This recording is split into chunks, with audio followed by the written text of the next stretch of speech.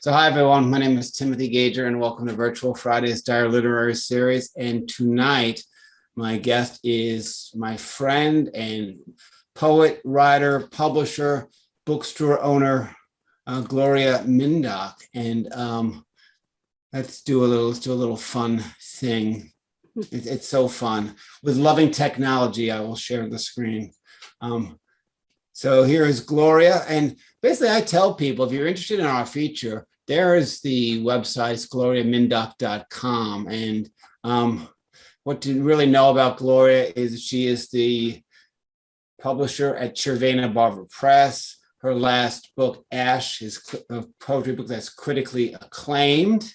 And also you can check out The Lost Bookshelf, which is her bookstore. So that's what I think. And Gloria is such a kind and giving person. I will put that as part of the intro because we don't say that enough about folks. So with a little bit less from me, let me turn this over to Gloria. Thank you. Thank you so much, Tim, for having me here to read. I'm really excited. And I'll be reading from Ash. This is it. And it's really about bad relationships, one of my favorite topics. And people always stop me on the street and cafes, even when I'm shopping. It doesn't matter where, and tell me their problems. So I decided to put it to good use, and I wrote what they told me, except I added a twist to it and decided to use fire and destruction in many of the poems. So I'm going to get started with murder. I love serial killers. Reading about them, I shouldn't say I love them. But hey, I watch documentaries on them. I love forensics, all that stuff. So the first two poems I'm going to read were influenced by that. And the first one is called R/N. And the first stanza is the man, and the second stanza is the woman. R/N. R liked tea in the afternoon before he went fishing. Sometimes the crisp air mortified him. He would sit and build a fire. One by one, he took the worms and burnt them. He was grateful for such beauty. N thought she could allure him to stay home in fishnet stockings. It never worked. She fell into this routine daily. The police found her dead, not much left on top of a woodpile, with fishnet stockings on the ground. I guess R was paying attention.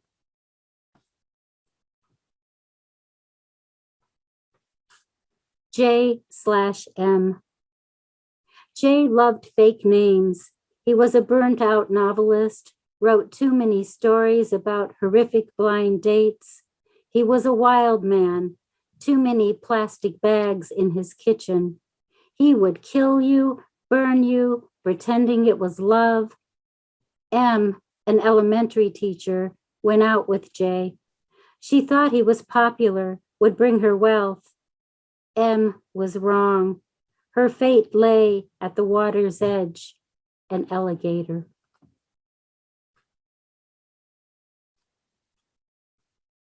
Carrots. There is blood on my hands from the knife.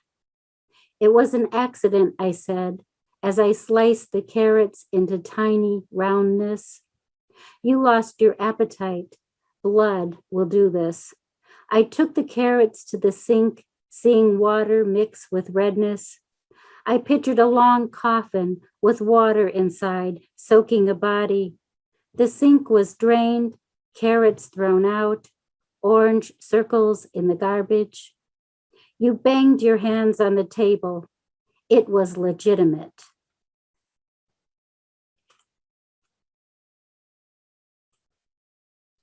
Protected. Inside the house was his life, protected by a roof. By the time the firemen got there, it was gone. He sifts through what remains, eyes sunk, hands asleep, brain idle for hours. The man surfaces his heart. He carries it away delicately. It still beats, and he breathes, asking, how much sorrow can this heart take? There is never an answer.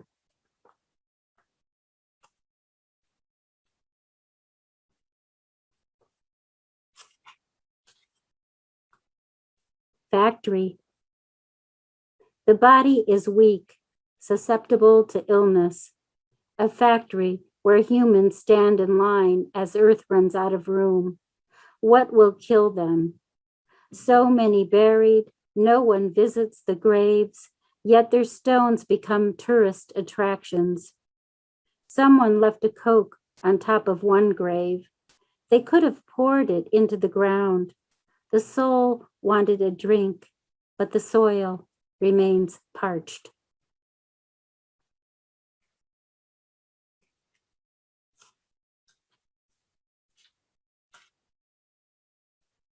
When I was growing up, my aunt gave me a photo of a saint in a little tiny frame with jewels around it and told me never to put it in the drawer. And I was raised that it's a sin to put anything religious in a drawer. So this poem was inspired by that. What if God is strict? I am looking for the right flesh with no bleeding. My voice free, hanging from the crucifix. Passion from these lips igniting sin to clot my mouth. Crucifixes break every day, are shoved into a drawer, collect dust in a thrift shop.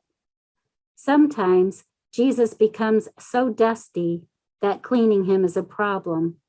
The dust too thick to let him resurrect. When he does, he sneezes. Maybe Jesus will develop an allergy, a miracle of life.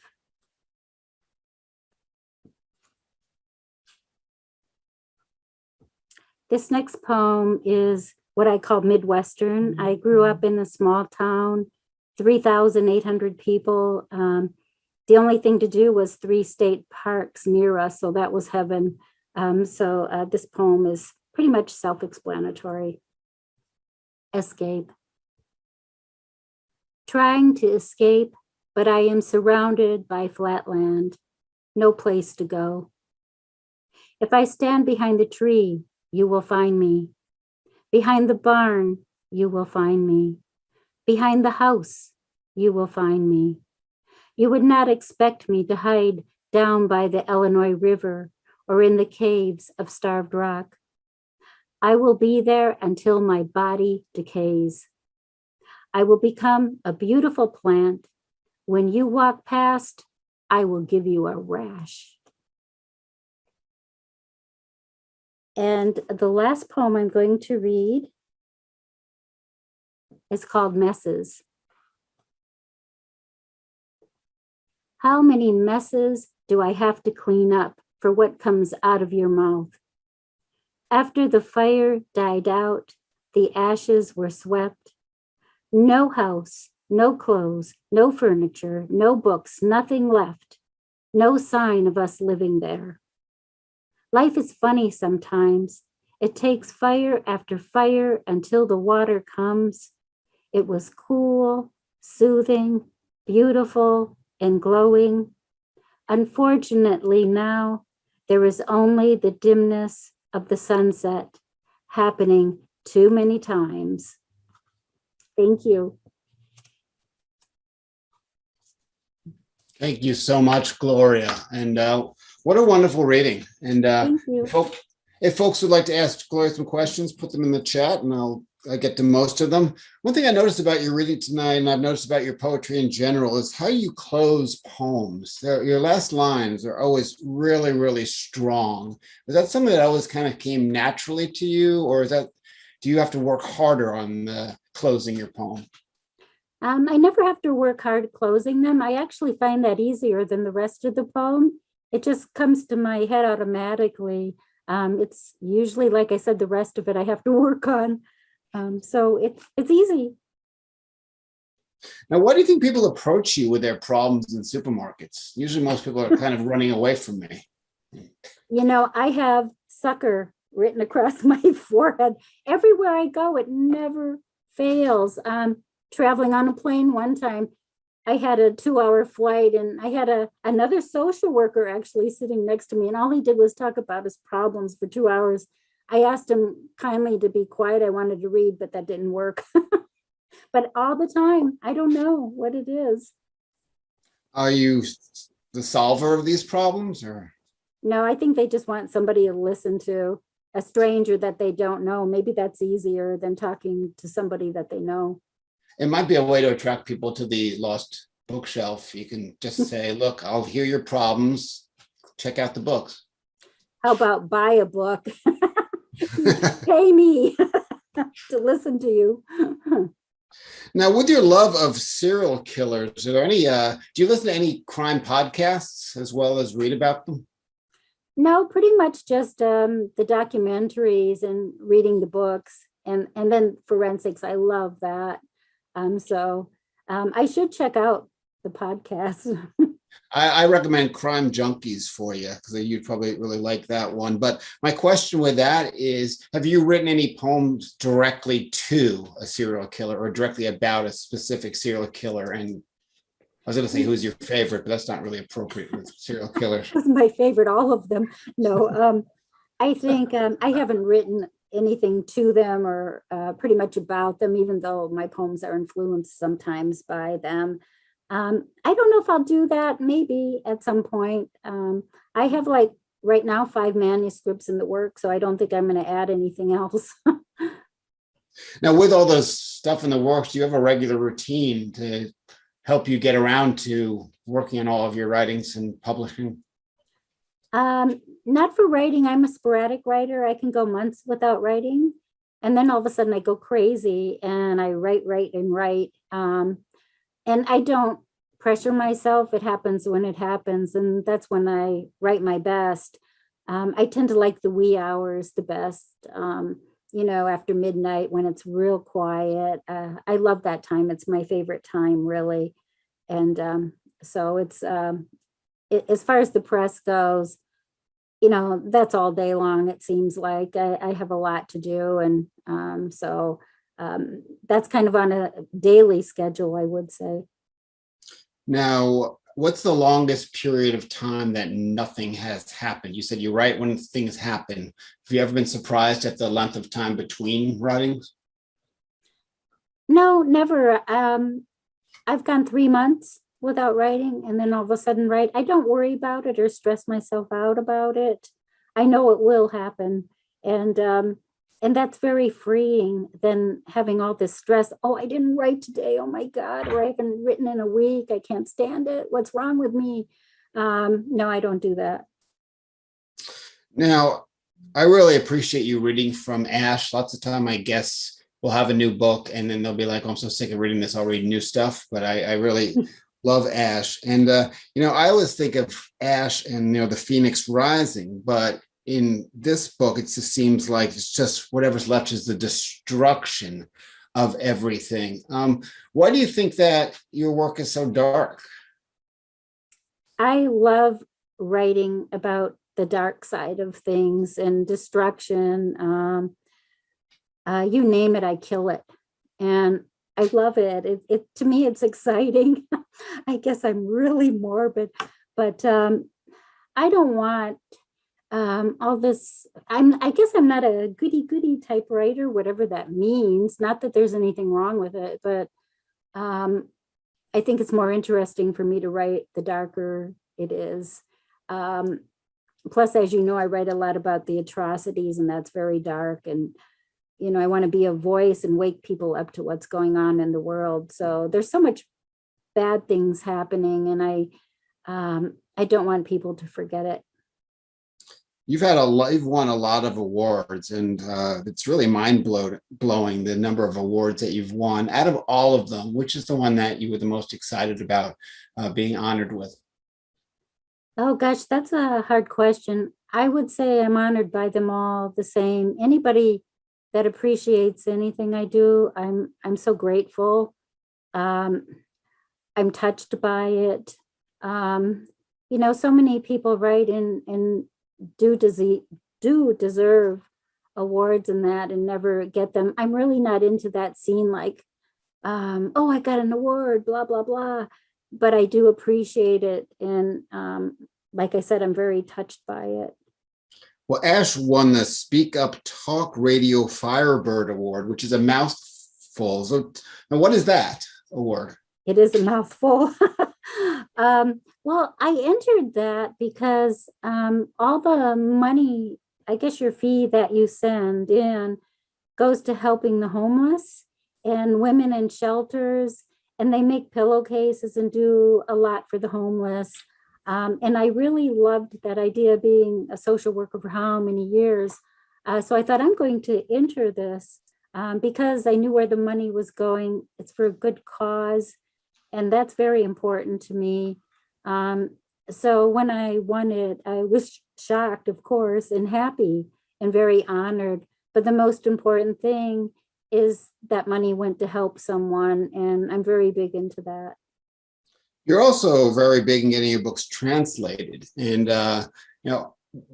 why is that? And when did that start with your work?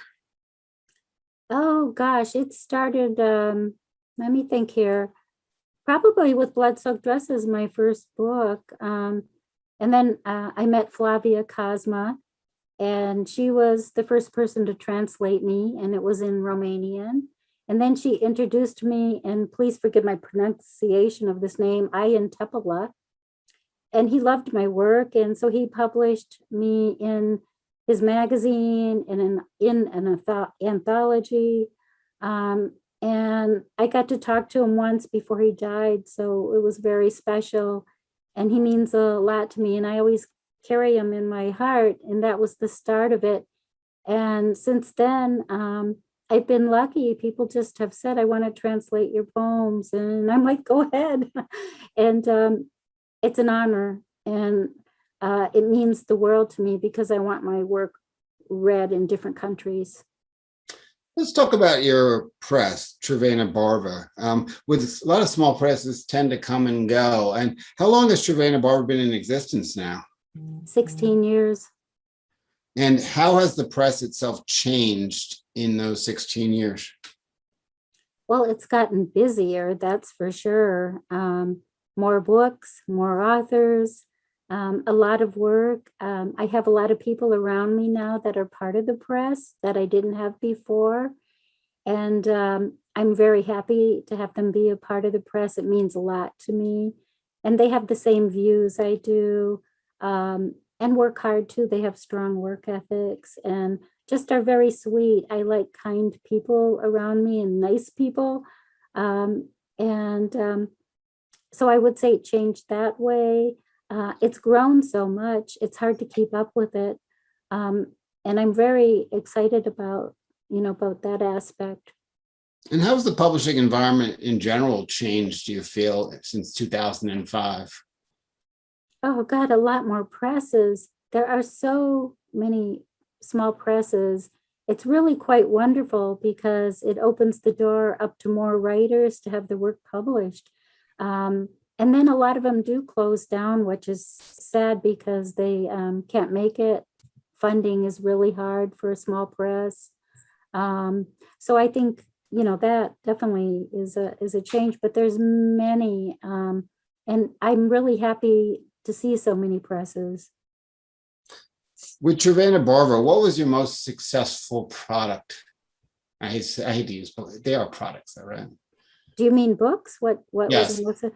I don't mean handbags. I do mean books. I think products. The word product was a kind of a little side event there. What's your most successful book?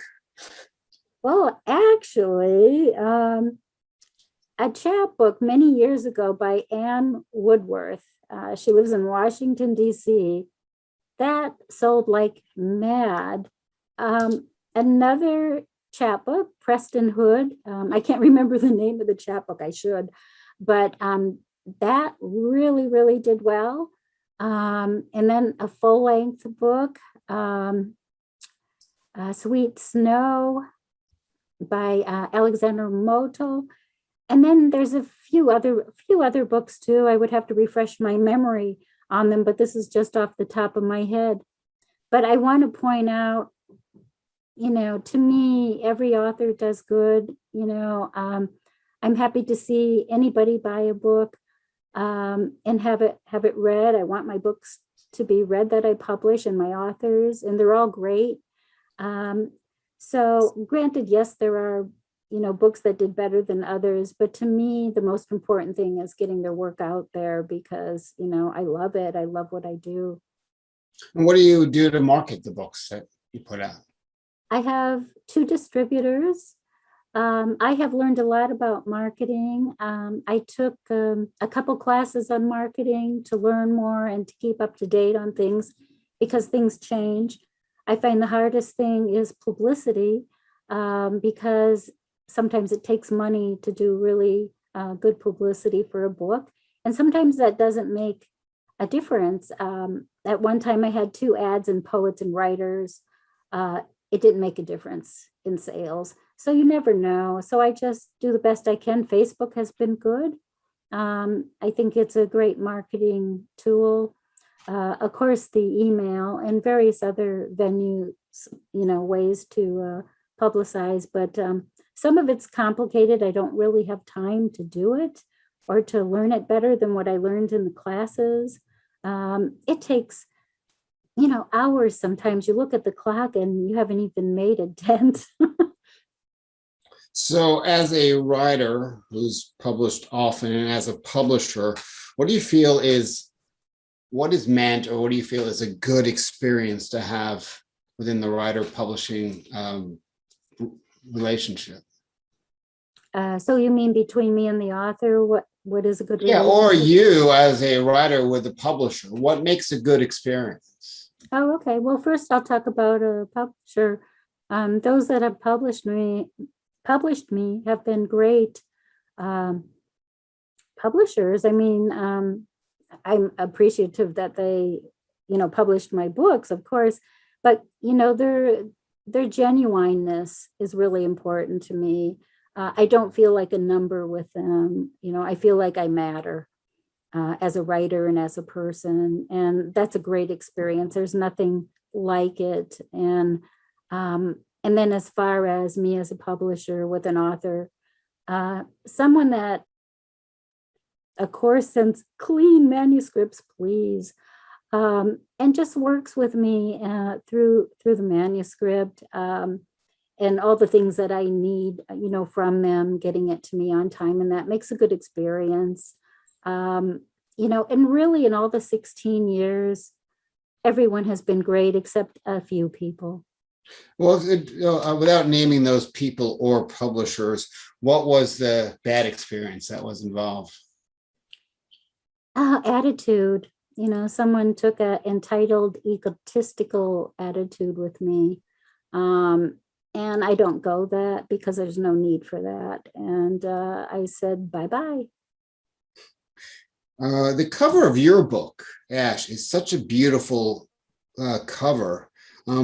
Did you have any input in that, or? Yes, actually, Ami Kay, who is the publisher of Gloria Press, she gave me a site to look at and said, see what you would like for a cover, see if you see anything. So I looked through millions of photos of ashes and fire and stuff, and and I kept looking and looking, and then all of a sudden there was that photo, and I thought, that's it, that's my cover. So I emailed her and asked her if it was okay if I used that, because I really love it, and she loved it too. So that's how that cover came about, and I'm so grateful to her. What do you look for when you're creating a cover for the press, or you're thinking about a cover for your own work? Well, for the press, I want it to stand out, to kind of fit with the book. Bill does a lot of the covers for the press. He's really good at it and finding images and stuff. So I kind of leave that to him. And for me, I've been lucky to be able to use what I found for my covers, except for one, which was in Romanian. They picked that cover. Now you're working on 5 manuscripts. Do you have anything coming out? I know Ash came out in 2021. Do you have anything upcoming?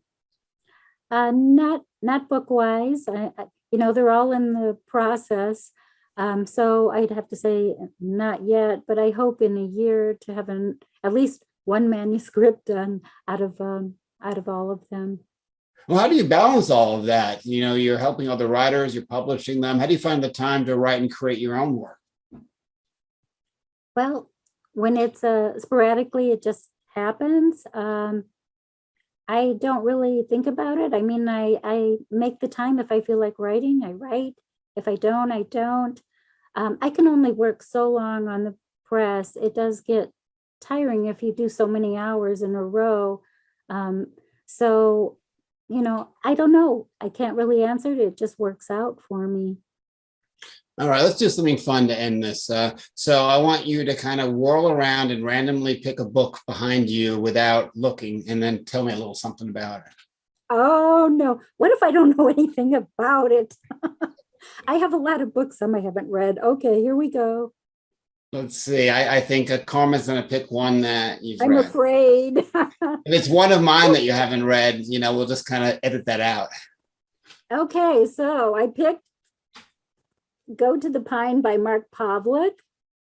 And I read this so long ago, I don't remember it without looking at it again and refreshing my brain, because I read so many books every day.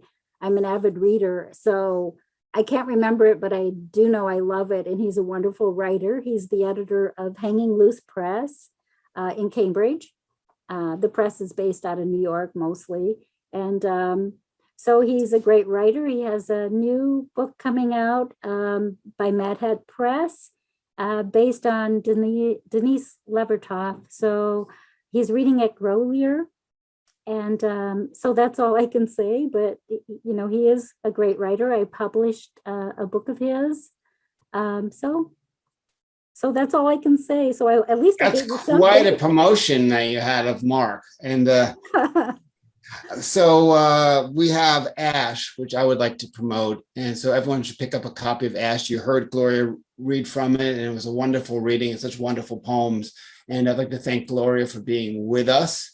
And where can people find Ash? What's your favorite indie bookstore? Okay, well, it's at bookshop.org, Glassflyer Press, Amazon. It will be at Grolier shortly. And I would say, if you're local, buy it from Grolier and support them. We need our independent bookstores. Well, Gloria, thank you so much for joining us. And I'm going to say goodbye to our friends that might be watching on the Facebook stream. If you asked a question in the Facebook stream, there's no way I can see it. So if you'd like to participate, please join the Zoom link the next time. And also, if you want to participate in the wonderful open mic, which comes after our features, please log into the Zoom link. So thank all of you for watching.